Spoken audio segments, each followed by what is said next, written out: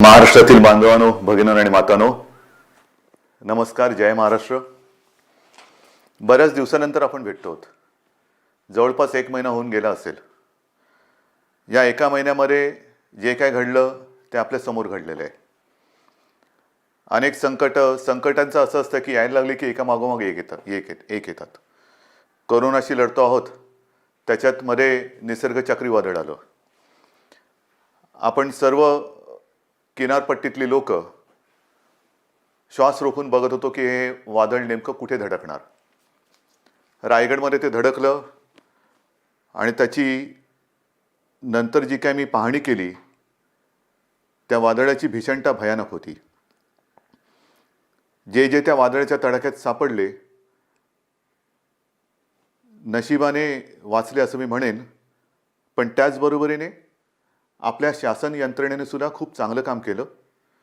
मनुष्यहानी किंवा प्राणहानी, जीवितहानी कमीत कमी कशी होईल यासाठी सतर्कता दाखवली. एक सुद्धा कोळी बांधव किंबहुना एक सुद्धा मच्छीमारी करणारी बोट आपण समुद्रात राहू दिली नाही. त्याने वेळेमध्ये आपल्या घरात आणलं, सुरक्षित जागी हलवलं आणि त्यामुळे प्राणहानी झाली, पण ती कमीत कमी ठेवण्यात आपल्याला काही प्रमाणात यश आलं. आर्थिक नुकसान तर झालेलं आहे. मोठी मोठी झाडं उन्मळून पडलेत, फळबागा उद्ध्वस्त झालेल्या आहेत, घरांची छपरे उडून गेलेले आहेत. नुकसान अतोनात झाले, पण त्या अतोनात नुकसान म्हणजे विजेचे खांब सुद्धा उन्मळून पडलेले आहेत. या नुकसानीमध्ये आपण हेही पाहिलं की सरकार खंबीरपणाने या सर्व किनारपट्टीतल्या कोकणवासियांच्या आणि जिथे जिथे हे वादळ पुढे सरकलं, ज्यांचं नुकसान झालं त्या सगळ्यांच्या पाठी खंबीरपणे उभं आहे. या गेल्या काही दिवसात काय झाले, एक तर आपण असे भेटू शकत नाही आहोत. हा विकास म्हणायचा का, कल्पना नाही, पण प्रत्यक्ष भेटी होत नाहीत आणि असं भेटावं लागतंय. आणि पूर्वी आपण अनेक दिवसानंतर भेटल्यानंतर विचारायचो, काय रे कसा आहेस. मग जो तो आपापली दुःख असतील, व्यथा असतील, वेदना असतील एक बाजूला ठेवून भेटीत बोलायचं की मजेत आहे. आता सगळ्यांची परिस्थिती तीच आहे. कसे आहात, जसे तुम्ही आहात तसेच आम्ही आहोत. सगळे घरातच आहोत. सगळं काही ठप्प आहे, संपूर्ण जग ठप्प आहे आणि या संकटाचा सामना आपण करत आहोत. आज मी आपल्याशी बोलताना परवा 1 तारीख आहे.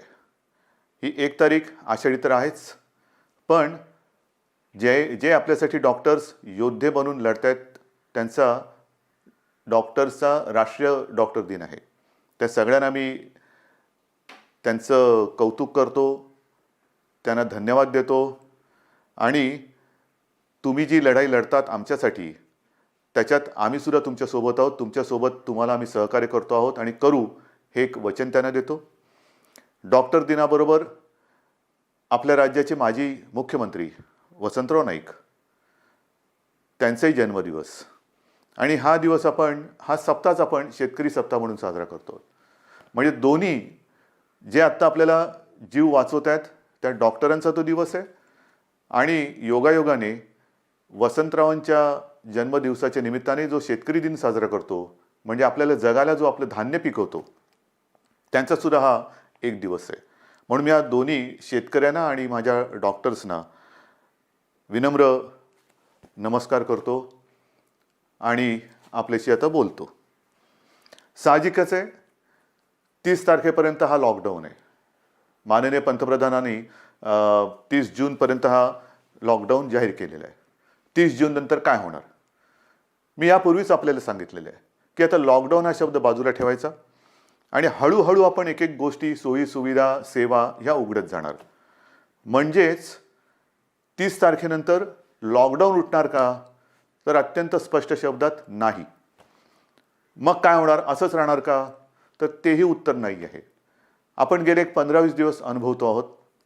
एक एक करत महाराष्ट्रामध्ये आपण अत्यंत काळजीपूर्वक पावलं टाकत सेवा सुविधा आणि काही गोष्टी म्हणजे दुकानं असतील, आजपासून आपल्या नाभिकांची जी सेवा आहे ती सुरू होते आहे, अशा काही गोष्टी सुरू करतो. दुकानं सुरू झालेली आहेत, काही ऑफिसेस काही प्रमाणात त्यांच्या कर्मचारी वर्गाची उपस्थिती त्यांना आपण परवानगी देऊन ती सुरू झालेली आहे.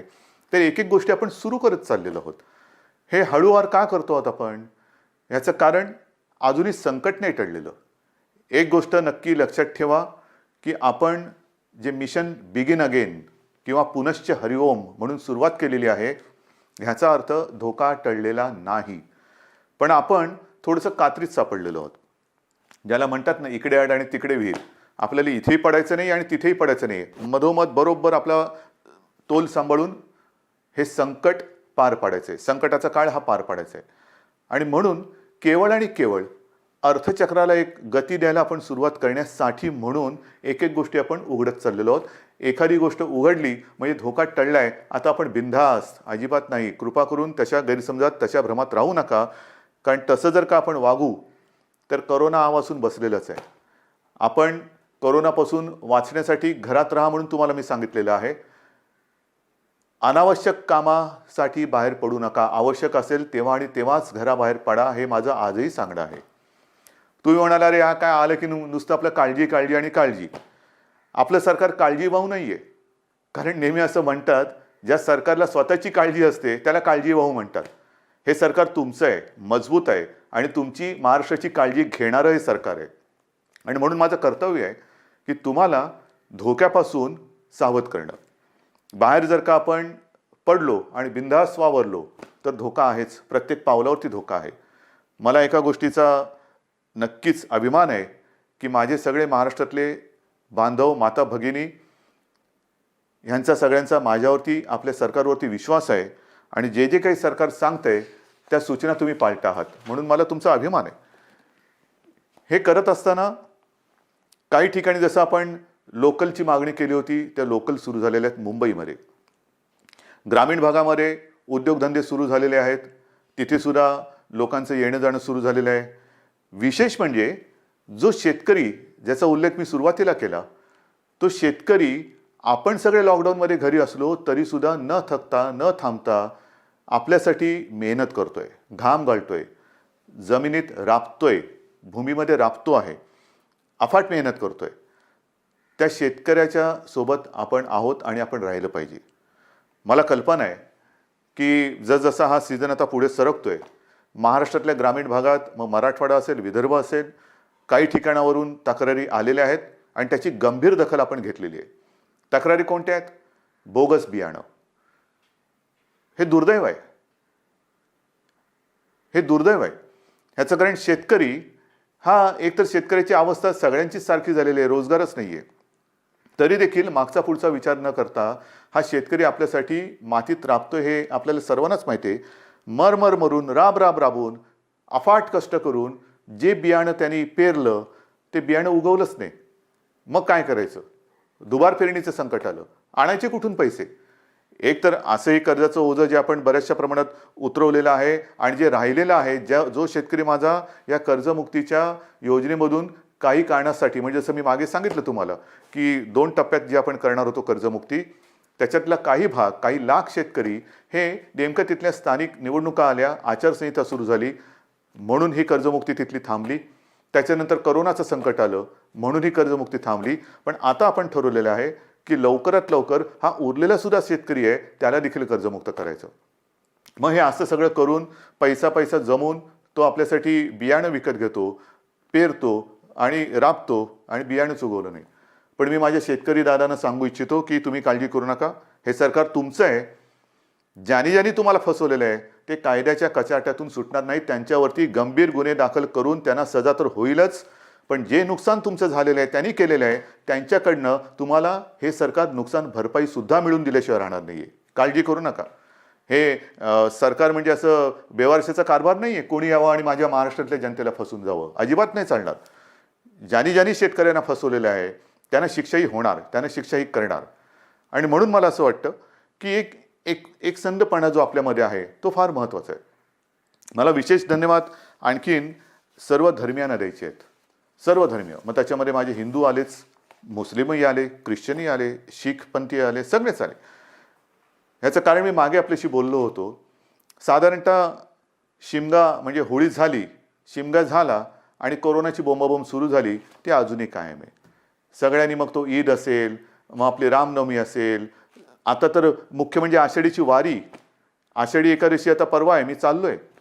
पण सगळ्यांनी आपल्याला एक सामाजिक भान ठेवून हे उत्सव अत्यंत शिस्तबद्ध पद्धतीने जसं सरकार सांगते तशा पद्धतीने ते आता साजरा हा शब्द विचित्र आहे, पण घरातल्या घरात का होईना साजरा करतात. सगळ्यांनाच धन्यवाद दिले पाहिजेत. आपल्या परंपरा आहेत. आषाढी एकादशीची परंपरा, वारीची परंपरा ही किमान 700-800 वर्षापूर्वीपासूनची आहे. आणि आपल्याशी मी आज बोलताना 2020 साल सुरू आहे. मला 2010चं साल आठवलं. 2010 साली मी पांडुरंगाचं दर्शन घेतलं.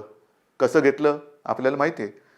मी हा संपूर्ण वारीचा पाठपुरावा केला, पण मी वारीत प्रत्यक्ष सहभागी न होता हेलिकॉप्टरमधून सहभागी झालो आणि एरियल फोटोग्राफी केली. त्याचं पुस्तकसुद्धा मी आपल्या चरणी तुम्हाला मी सगळ्यांना अर्पण केलेलं आहे. पाहावा विठ्ठल. मी विठ्ठल पाहिला, नक्की पाहिला. मंदिरात जाऊन नाही पाहिला कारण मी हेलिकॉप्टरमध्ये होतो, पण अथांग पसरलेल्या त्या वारकऱ्यांमध्ये मला ते विठ्ठलाचं विश्वरूप दिसलं. माझ्यासारखा भाग्यवान मीच असेन. विश्वरूप ज्याला म्हणतात ते विश्वरूप काय असतं ते विश्वरूप मी त्या वारकऱ्यांच्या रूपात पाहिलं. देहभान हरकून हे वारकरी विठूनामाचा गजर करत चालत असतात. अक्षरशः देहभान हरकलेले असतात. म्हणजे कशाचं काही त्यांना सगळं जग आजूबाजूला आहे नाही आहे नाही, बस विठू माऊली विठू माऊली विठूनामाचा गजर करत ते चालत असतात.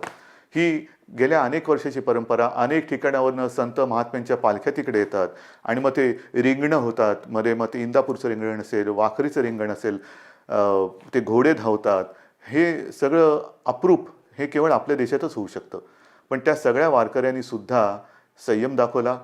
जे सरकार म्हणेल ते. हे असे नागरिक कुठे सापडणार तुम्हाला.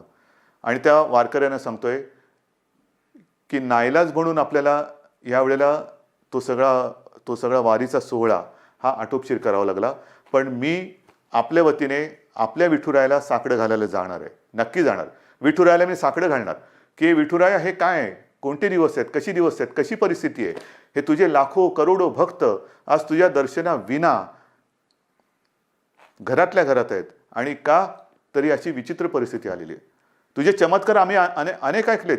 आम्ही तुमचे चमत्कार अनेक चित्रपटातून पाहिलेत. पण आता हा चमत्कार आम्हाला दाखव आणि हे करोनाचं संकट लवकरात लवकर नष्ट करून केवळ माझा महाराष्ट्रच नाही तर संपूर्ण जगाला पुन्हा एकदा सुखाचे, समृद्धीचे आणि निरोगी आयुष्याचे दिवस दाखव. हे साकडं घालायला मी जाणार आहे. वारकऱ्यानो, आशीर्वाद, तुमचे आशीर्वाद माझ्या पाठी असू द्या की ते आशीर्वाद घेऊन मी विठुरायाचे आशीर्वाद घ्यायला जाईन. आणि मला खात्री आहे तुम्ही जर मागे उभे राहिलात ना तर आपली विठू माऊली सुद्धा त्या माझ्या साकड्याला यश दिल्याशिवाय राहणार नाही. तुमचे आशीर्वाद मी आज मागतोय. मी आषाढी एकादशीला तुमच्या सगळ्यांचा प्रतिनिधी, मुख्यमंत्री म्हणून नाही, तो मान बहुमान वेगळा, पण मी तुमचा प्रतिनिधी म्हणून मी जातो आहे. जेव्हा तिथे मी पोहोचेन तेव्हा मी तुमचा प्रतिनिधी वारकरी म्हणून मी तिथे पोहोचणार आहे. म्हणून मला तुमचे आशीर्वाद पाहिजेत. आषाढीची ही उद्याची आषाढी परवाची आषाढी एकादशी येते. त्याच्यानंतर दहीहंडी येते. दहीहंडीच्या मंडळानं सुद्धा मला खास धन्यवाद द्यायचे. कोणीही माझ्याशी बोलायला आलं नाही, कोणी कोणाशी चर्चा केली नाही, पण एक सामाजिक भान ठेवून त्यांनी स्वतःहून दहीहंडीचा उत्सव हा रद्द केला. ह्यालाच म्हणतात एक सामाजिक जाणीव, सामाजिक भान. शेवटी उत्सव म्हणजे काय, कोणासाठी उत्सव, आनंदासाठी असेल. पण जर हे संकट चहूबाजूनी आपल्याला वेढून टाकत असेल तरी देखील आम्ही उत्सव साजरे करतोय, हे असा आंधळेपणा नाही उपयोगाचा. मग दहीहंडी झाल्यानंतर मी काल परवाकडेच गणपती उत्सवाबद्दल एक आपल्याला विनंती केलेली आहे. कारण जसं वारीची परंपरा आहे, दहीहंडी आपल्याकडे साजरा होतोय, मग गणपती बाप्पा येणार, मग नवरात्री येणार, मग दिवाळी येणार, त्याच्यामध्ये ईद येणार, मग आपल्या मुंबईमध्ये माउंट मेरीची यात्रा येणार. हे सगळे सणवार हे सगळ्या धर्मियांचे हे आता येणार. पण त्याच्यामध्ये जर का आपण आपलं सामाजिक भान पाळलं नाही तर ज्या संकटाशी आपण लढतो आहोत त्या संकटाला आपण आपला दरवाजा उघडा करून देतो आहोत. म्हणून मी गणपती उत्सवात सगळ्यांना विनंती केलेली आहे. एक तर सर्व मंडळांची मी बैठक घेतली आणि त्यांना सुद्धा मला खास धन्यवाद द्यायचे आहेत की सर्व मंडळांनी एक सुरामध्ये सांगितलं की उद्धवजी, सरकार घेईल तो निर्णय आम्हाला मान्य आहे. तुम्हाला सुद्धा मी मनापासून नमस्कार करतोय. आणि गणरायाला सुद्धा हेच जे विठुरायाच्या चरणी मी प्रार्थना करतोय, आपण जो निर्णय घेतला आहे की यावेळेला एक सामाजिक भान ठेवून हा उत्सव साजरा करूया. मी सर्वांना विनंती केलेली आहे की जिथे जिथे सार्वजनिक गणेशोत्सव होतात, मुंबई, पुणे, सर्वत्र सर्वत्र राज्यभर होतात. मग काही काही मूर्त्या 15-15, 20-20 फूट असतात, 22 फूट, 23 फूट. नाही, आता ही परिस्थिती तशी नाही आहे. सर्वांनी थोडा संयम ठेवा. आणि मूर्तीची उंची जास्तीत जास्त मी 4 फूट सांगितलेली आहे. का 4 फूट सांगितली? तर मूर्ती हलवताना सुद्धा जास्त लोक एकमेकाच्या जवळ येता कामा नयेत.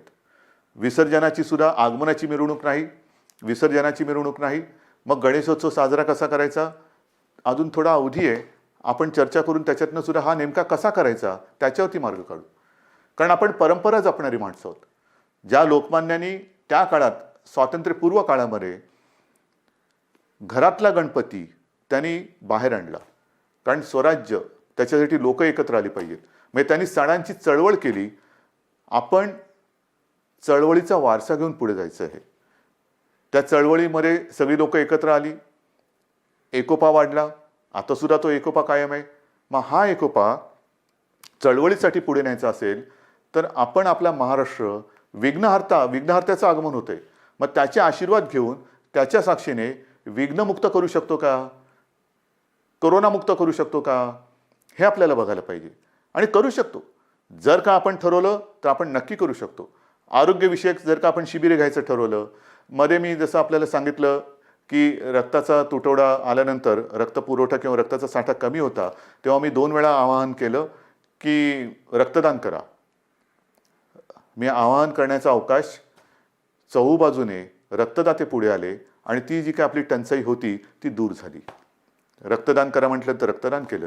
कारण आपण गणपतीचे अंधभक्त नाहीत तर जागरूक भक्त आहोत. आणि त्याच्यासाठी मला असं वाटतं की आरोग्यविषयक काय खबरदारी घेता येईल, काय जागरूकता आणता येईल, काय करता येईल, या सगळ्या गोष्टी आपण हळूवार सांगत जाऊ. तूर्त मी आपल्याला मूर्तीची एक कल्पना दिलेली आहे. रक्तदानाबद्दल मी जेव्हा बोललो तेव्हा आणखीन एका विषयाबद्दल मला आपल्याशी बोलायला पाहिजे.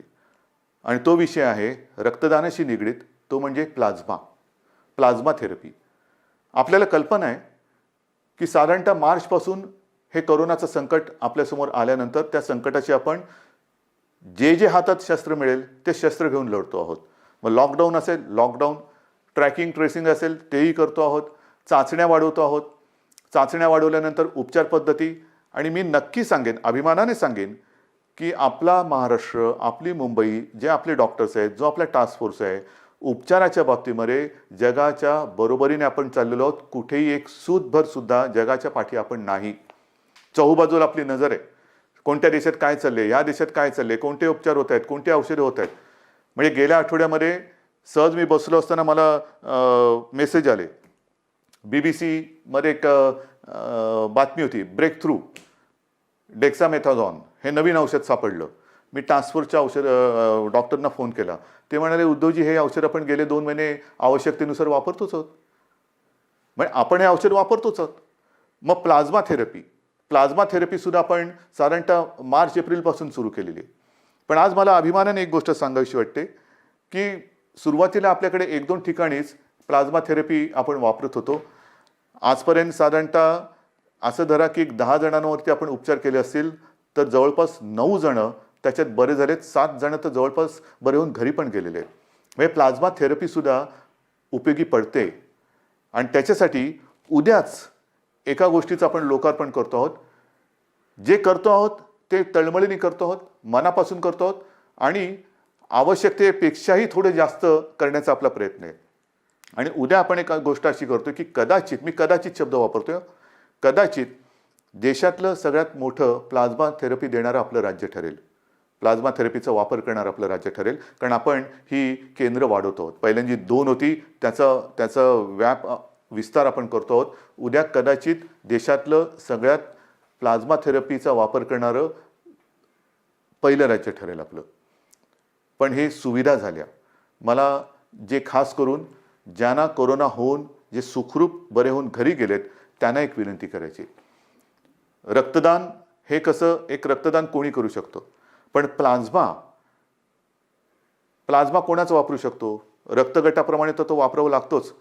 पण ज्यांना कोरोना होऊन जे बरे झालेत आणि ज्यांच्या शरीरात ती अँटीबॉडी तयार झालेली आहे, अशांचं रक्त घेऊन त्यातनं प्लाझ्मा घेऊन त्या रक्तगटाच्या रुग्णाला जर तो प्लाझ्मा आवश्यकतेनुसार वापरला तर बऱ्याच रुग्णांचा प्राण आपण वाचवू शकता.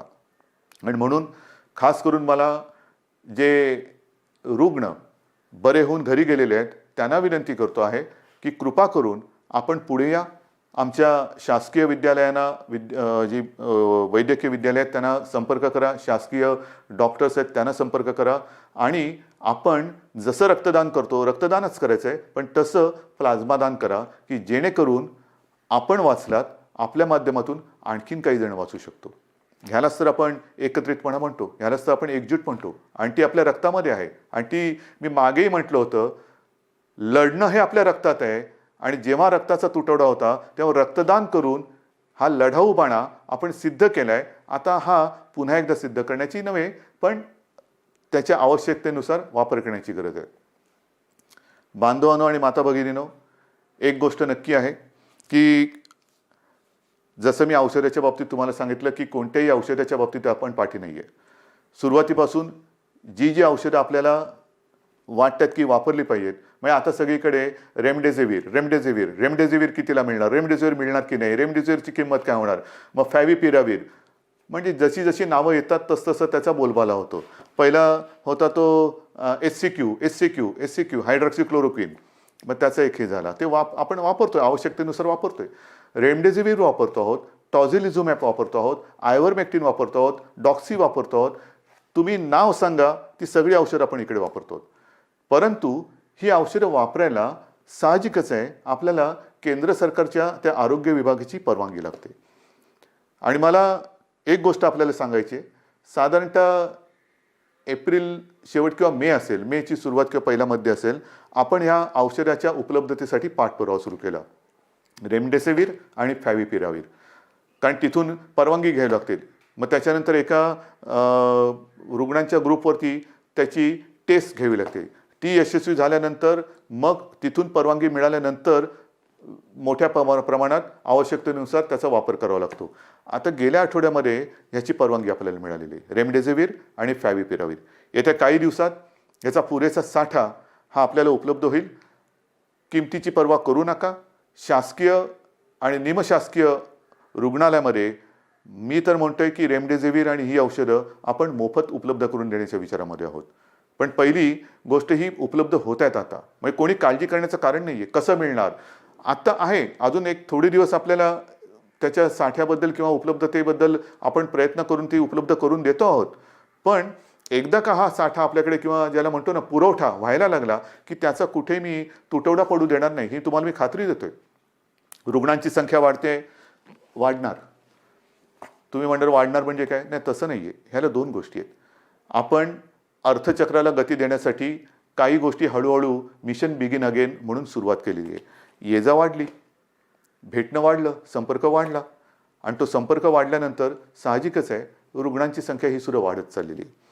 पण ही रुग्णांची संख्या वाढत असताना आपण टेस्टची संख्यासुद्धा वाढवतो आहोत आणि ती वाढवलेली आहे. म्हणून आता रुग्ण येण्याची वाट न बघता आपण व्हायरस पोचायच्या आत तिकडे पोहोचण्याचा प्रयत्न करतोय. चेस द व्हायरस ही एक नवीन संकल्पना मुंबईत सुरू केली, ती संपूर्ण राज्यभर आता आपण राबवत आहोत, चेस द व्हायरस. आणि त्याच्यासाठी रुग्णांची संख्या जरी वाढत असली तरी आपल्याकडे आरोग्य सुविधाही आपण वाढवत आहोत. औषधांची सुद्धा कुठेही टंचाई होणार नाही, औषधोपचार ते सुद्धा वाढवत आहोत.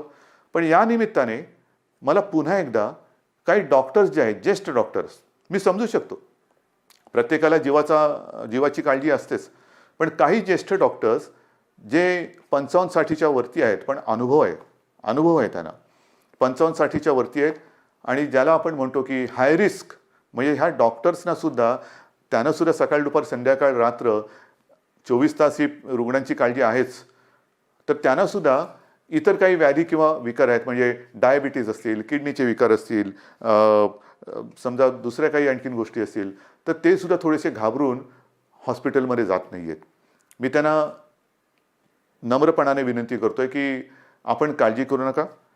एक काळ असाही होता की सगळीकडे पीपीई किट मिळत नाही, N95 मास्क मिळत नाही. आता या सगळ्याचा पुरवठा आपल्याकडे मुबलक आहे, साठा मुबलक आहे. काही काळजी करू नका. तुमच्या पाठी सरकार आहे. जे तुमच्या सुरक्षेसाठी आवश्यक आहे ती संपूर्ण खबरदारी घेण्याची तयारी सरकारची आहे. कारण आपण कोविड योद्धा म्हणायचं आणि त्याला बिना शस्त्रांनी पाठवायचं असं अजिबात होणार नाही. पण आज आपली गरज आहे, महाराष्ट्राला गरज आहे, आपल्या अनुभवाची गरज आहे. कारण अनेक ठिकाणी आपण ज्येष्ठ डॉक्टरांची एक अनुपस्थिती हे अनुभवतो आहोत. म्हणून मी सगळ्यांना विनंती करतोय की आपण जिथे जिथे असाल, हॉस्पिटलमधले असाल हॉस्पिटलमध्ये जा, खाजगी आपले दवाखाने क्लिनिक असतील कृपया सुरू करा. ज्या ज्या गोष्टीची आपल्याला उपकरणांची आवश्यकता असेल ती सरकारकडनं आपल्याला दिली जाईल. तुम्ही त्याच्यात अजिबात काळजी करू नका. तुम्हाला जे जे पाहिजे ते पुन्हा मिळेल, ते पूर्ण मिळेल. अशा पद्धतीने आपण एका बाजूला आरोग्य सुविधा वाढवत चाललेलो आहोत, एका बाजूला टेस्टची संख्या वाढवत चाललेलो आहोत, टेस्टची केंद्र वाढवत चाललेलो आहोत. आता तर काही अँटीबॉडी आणि अँटीजेन टेस्ट करण्याचे रॅपिड किट येत आहेत, तेही मोठ्या प्रमाणावरती आपण घेतो आहोत की ज्याचा एक प्राथमिक जो आपल्याला गाईड करू शकतो, मार्गदर्शक ठरू शकतो की कोणाला हा कोरोना होऊन गेला आहे का, त्याच्याबद्दल एक माहिती मिळते आणि साधारणतः निगेटिव्ह पॉझिटिव्ह ह्याच्याबद्दल एक गाईडलाईन मिळते आणि मग आपण त्या पद्धतीने त्याला वेगळं करून उपचार सुरू करू शकतो. तर ह्याही टेस्ट आपण करतो आहोत. ह्याचं कारण असं की आता पावसाळा सुरू झालेला आहे. पावसाळा सुरू झाल्यानंतर नवीन अंकुर येतात, कोंब येतात, पालवी फुटते, हिरवगार होतं, सगळं हिरवे हिरवे गार गालीचे सगळीकडे पसरलेले दिसतात. फार सुखद असं दृश्य असतं. पावसाळा जसं एक नवीन जीवन घेऊन येतो तसंच प्रत्येक ऋतू हा त्याचे काही चांगले आणि काही विचित्र गोष्टी घेऊन येत असतो. पाऊस म्हटल्यानंतर ह्या 2-3 बैठका गेल्या काही दिवसात झालेल्या, त्याच्या आधी झालेलं, जसं निसर्ग चक्रीवादळ आलं त्याच्या तयारीची बैठक, जास्त पाऊस पडणार आहे का, मग कुठल्या भागात पडणार आहे, पूर येऊ शकतो का, त्याची तयारीची बैठक. म्हणजे पाऊस आला, आनंद हा घेऊन येतो, नवजीवन घेऊन येतो, पण कुठेतरी नैसर्गिक आपत्ती घेऊन येतो. पूर आला नाही तरी काही ठिकाणी अतिवृष्टीमुळे इतर रोगराई येते. मग त्याच्यात मलेरिया आला, डेंग्यू आला, लेप्टो आला, डायरिया आला, सर्दी खोकला आला आणि त्याच्यासोबत कोरोना आहे. मग काय करणार, ह्याची सुद्धा तयारी आपली सुरू आहे. पण मला आपल्याला खास करून शहरी भागात राहणारी जी लोक आहेत त्यांना सांगायचं, मग मुंबई, पुणे, नाशिक सगळीकडे, संभाजीनगर आहे, नागपूर आहे, सगळीकडेच, की या वेळेला आपले सगळे कर्मचारी ह्या कोरोनाच्या लढाईमध्ये आहेत. अफाट मेहनत करतात, साफसफाई करतात, नालेसफाई होते, सगळं साफसफाई होते. पण आता थोडी स्वतःची काळजी मी 1-2 वर्षापूर्वी सुद्धा, किंवा मला असं वाटतं तेही त्याला 7-8 वर्ष झाली असतील, विशेषतः तेव्हा मुंबईपुरतं मी बघत होतो. आता तर माझा महाराष्ट्र, तुम्ही सगळे माझे सोबती आहात, मला संपूर्ण महाराष्ट्र बघायचं आहे. सांगण्याची गोष्ट काय की हे जे दिवस असतात ते मलेरिया आणि डेंग्यूचे असतात. आणि हा डेंग्यू असा विचित्र आहे की एक कोका कोलाच्या बाटलीचं बुच असं उपडं पडलेलं असेल आणि त्याच्यात तेवढं बुचभर जरी पाणी असलं तरी त्याच्यात सुद्धा डेंग्यूच्या आळ्या होऊ शकतात. अंड कुठे अर्धवट पडलेलं, फुटून पडलेलं आहे, टायर पडलेले असतात, हे फार धोकादायक. त्याच्यानंतर प्लास्टिकचं कवर असतं, त्याच्यात ते थोडेसे असे खळगे तयार होतात, त्याच्यात पाणी साठतं. नारळाच्या त्या काय त्याला म्हणतात, कवट्या, त्याच्यात पाणी साठतं. झाडांच्या फांद्या तुटून ढोल्या तयार झाल्या असतात, त्याच्यात पाणी साठतं आणि त्याच्यात सुद्धा डेंग्यू होऊ शकतं. तर आपल्याला आपला परिसर स्वच्छ ठेवायचा आहे. कुठेही पाणी साठू देऊ नका. एअर कंडिशनच्या खाली, त्याच्यानंतर फ्लॉवर पॉटमध्ये, अनेक घरामध्ये फेंगशुई त्याच्यासाठी जे काही झाडं लावली जातात त्याच्यामध्ये पाणी असतं, त्याच्यात डेंग्यूच्या आळ्या होऊ शकतात. तर ह्या सगळ्या गोष्टींपासून आता आपल्याला खबरदारी घ्यायला पाहिजे. कारण एकामागोमाग एक संकटाची मालिका ही आपल्याला आता तोडायलाच पाहिजे. मी तुम्हाला ह्या सगळ्या काळज्या घ्यायला सांगतोय कारण एक आपुलकीने सांगतोय, प्रेमाने सांगतोय की काय करावं, काय करू नये. आज सुद्धा मी जेव्हा बघतोय की अनेक ठिकाणी, मुंबईत असो, शहरात असो, पुण्यात असो, ग्रामीण भागात असो, काही ठिकाणी अरे आता झालं सगळं. नाही, झालेलं काही नाही आहे, झालेलं काही नाही आहे.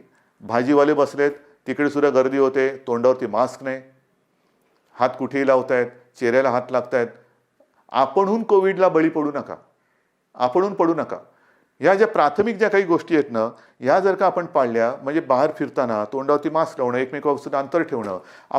मी सुरुवातीला सांगितलं होतं की मॉर्निंग वॉकला आपण परवानगी दिलेली आहे, सकाळचा व्यायाम करायला परवानगी दिलेली आहे. तो आरोग्यासाठी दिलेली आहे, आरोग्य सुदृढ व्हावं म्हणून दिलेले आहे, आजाराला बळी पडण्यासाठी नाही आहे.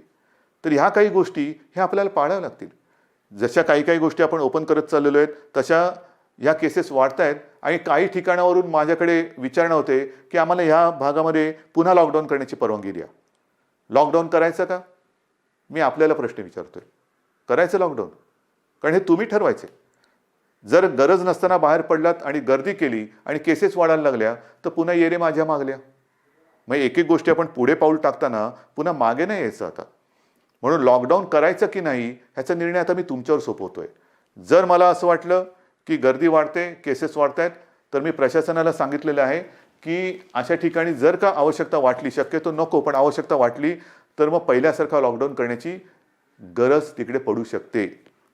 कारण कोरोना हा व्हायरस वस्त्या, एक एक वस्ती, जसं काही ठिकाणी तो शिखरावरती पोचला, खाली आला, पण वस्ती बदलली. काही ठिकाणी जिकडे अजून प्रादुर्भाव नाही आहे तिकडे सुद्धा गाफील राहून नाही चालणार. तर ह्या अशा काही काळज्या घेऊन आपल्याला ह्या पुढच्या काळाची वाटचाल करायची आहे. दरम्यान मी तुम्हाला सांगितलं की शेतकऱ्यांसाठी सुद्धा कर्जमुक्तीची योजना जी थोडी काही भागात अपूर्ण राहिली ती आपण पूर्ण करतोय. बोगस बियाण्यामुळे फसले गेलेले शेतकरी त्यांच्या पाठीशी आपण उभे राहतो. आता 30 जूनला प्रधानमंत्री गरीब कल्याण योजना ह्याच्यामध्ये खास करून जे भगवं रेशन कार्ड ह्यांना अन्नधान्य देण्याची जी योजना आहे तिची मुदत संपते. बिना रेशन कार्ड म्हणजे ज्यांच्याकडे रेशन कार्ड नाही त्यांना अन्नधान्य देण्याची योजना संपते. मी गेल्या 8-10-15 दिवसापूर्वी जेव्हा प्रधानमंत्र्यांची व्हिडिओ कॉन्फरन्स होती तेव्हा स्वतः ही मागणी केलेली आहे की 30 तारखेला ही मुदत संपते, धान्य देण्याची मुदत संपते आहे, कृपा करून आणखीन 3 महिन्यासाठी आम्हाला वाढवून द्या. कारण अजूनही हे संकट गेलेलं नाही, उलट केसेस वाढत आहेत. त्याच्यामुळे ही भगवं रेशन कार्ड असेल किंवा ज्यांच्याकडे रेशन कार्ड नाही यांना धान्य देण्याची जी काही योजना आहे प्रधानमंत्री गरीब कल्याण योजना ती आणखीन आम्हाला 3 महिने वाढवून द्या हे मी पंतप्रधानांकडे सांगितलेलं आहे. मला खात्री आहे की त्यांना सुद्धा व्यवस्थित सगळ्याची कल्पना आहे आणि ही कल्पना असल्यानंतर लवकरात लवकर आपल्याला त्याच्याबद्दल परवानगी मिळेल ही मला खात्री आहे. हे सगळं झालं चित्र हे आरोग्यविषयक. अर्थचक्राच्या बाबतीमध्ये आपण खचून गेलेलो नाही आहोत. मला एका गोष्टीचा अजून एक अभिमान आहे, नक्कीच आहे, की गेल्या 15 दिवसात महाराष्ट्राने जवळपास 16,000 कोटींचे सामंजस्य करार काही विदेशी कंपन्यांसोबत केलेले आहेत. 16,000 कोटी ही एक फार आपली जमेची बाजू आहे. म्हणजे या संकटामध्ये सुद्धा आपला महाराष्ट्र हा विविध गुंतवणूकदारांना आणि उद्योजकांना आपला वाटतोय हे फार महत्त्वाचं आहे. येत आहेत या गुंतवणूकदारांना कुठे आपण दरवाजे बंद ठेवलेले नाही आहेत. या माझ्या महाराष्ट्रात या, माझ्या विदर्भात या, माझ्या मराठवाड्यात या, माझ्या कोकणात या, माझ्या उत्तर महाराष्ट्रात या, पश्चिम महाराष्ट्रामध्ये या, जिथे तुम्ही म्हणाल तिथे तुम्ही या. जे जे काय तुम्ही कराल तुम्ही जरूर करा. तुमच्यासाठी आमच्या महाराष्ट्राची, देशाची आणि महाराष्ट्राची दारं उघडी आहेत. आल्यानंतर साहजिकच आहे अर्थचक्राला गती मिळाली पाहिजे, माझ्या स्थानिक भूमिपुत्रांना नोकऱ्या मिळाल्या पाहिजेत, रोजगार मिळाला पाहिजे. ह्या सगळ्या गोष्टींसाठी आपण नुसतं कोरोना एके कोरोना करत नाही बसलेलो आहोत. इतर सुद्धा काही ज्या गोष्टी आहेत, ज्या उद्योगधंद्याच्या बाबतीत असतील, विकास कामाच्या बाबतीत असतील, ह्याही गोष्टी, ह्याही आघाड्यांवरती आपण ती ऑफिसेस लॉकडाऊनमध्ये ठेवलेली नाहीत. आपला संपर्क सुरू आहे. सगळ्यांना आपण संपर्क करतो आहोत, त्यांच्या आवश्यकता समजून घेतो आहोत, आपण त्यांना काय देऊ शकतो त्याच्यावरती विचार करतो आहोत. काही अटी तटी शर्ती म्हणजे आल्यानंतर असं काही जणांना होतं नको तो बाबा महाराष्ट्र आम्ही चाललो परत, तसं नाही आहे. तुम्ही सांगा काय काय आम्ही करू शकतो, हे आम्ही करू शकतो, ते तुम्हाला मान्य असेल जरूर या. एकदा आलात की तुम्हाला कुठेही आडकाठी केली जाणार नाही. या पद्धतीने आपण जातो आहोत. मग ते पर्यटनाच्या बाबतीत असेल, उद्योगधंद्याच्या बाबतीत असेल, चहूबाजूनी आपण आपले प्रयत्न सुरू आहेत.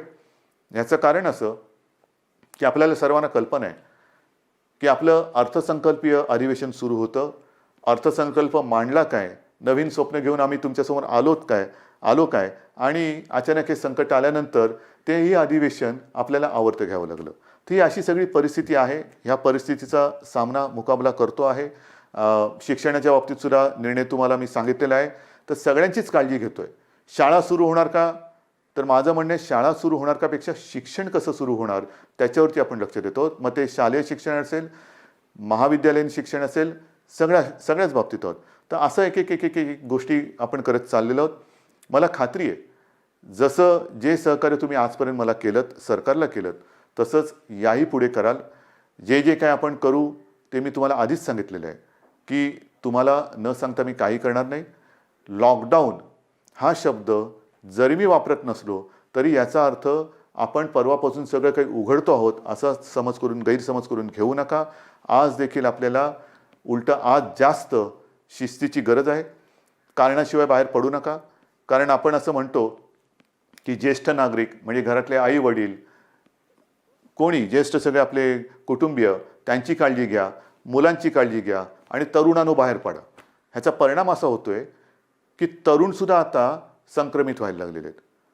आणि बऱ्याच ठिकाणी आजही म्हणजे आजसुद्धा एक गोष्ट चांगली आहे की 80% लोकांना लक्षणच दिसत नाही. पण लक्षण दिसले नाहीत ह्याचा अर्थ त्याला प्रादुर्भाव झाला नाही अशातला भाग नाही.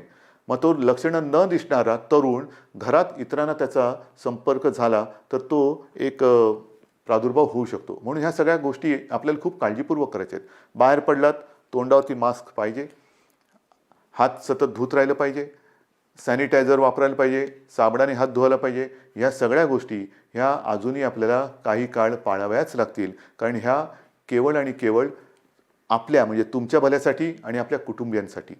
आणि दुसरी गोष्ट अशी की मगाशी मी जे डॉक्टर्सना विनंती केली ती एवढ्यासाठी की ज्येष्ठ डॉक्टर्सना मी विनंती केली की आपण स्वतः जाणीवपूर्वक जातीने लक्ष द्या.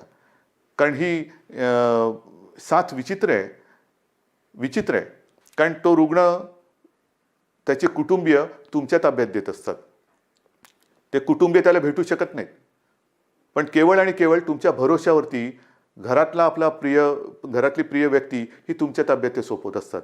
तर त्यांच्याकडे आपण आपुलकीने प्रेमाने लक्ष द्या. आपण आपल्या कुटुंबातला म्हणून त्यांच्याकडे बघा. ही जर का आपली जवळीक साधली गेली ना तर माझं मत आहे की करोना वगैरे असंच निघून जाईल. तर हा जो काही दुरावा थोडा राहिला असेल भीतीपोटी ती भीती तुम्ही सरकारवरती सोपवा. तुम्हाला काय उपकरणं पाहिजे ती सांगा, सरकार तुम्हाला देईन. पण आता ह्या अंतिम टप्प्यात आपल्याला हे युद्ध अर्धवट सोडून चालणार नाही. इथपर्यंत आपण लढत आलेलो आहोत. आता जर का आपण गाफील राहिलो तर मग पुढे आपण जाऊ शकत नाही. अजूनही संकट टळलेलं नाही, धोका टळलेला नाही. पण हा धोका पत्करून जे करता येणं शक्य असेल त्या गोष्टी आपण हळुवारपणाने उघडत चाललेलो आहोत. लॉकडाऊन पुन्हा करण्याची वेळ येऊ नये आणि त्याच्यासाठी आपलं सहकार्य जसं आजपर्यंत सरकारला मिळालं तसंच ते यापुढे सुद्धा मिळेल अशीच अपेक्षा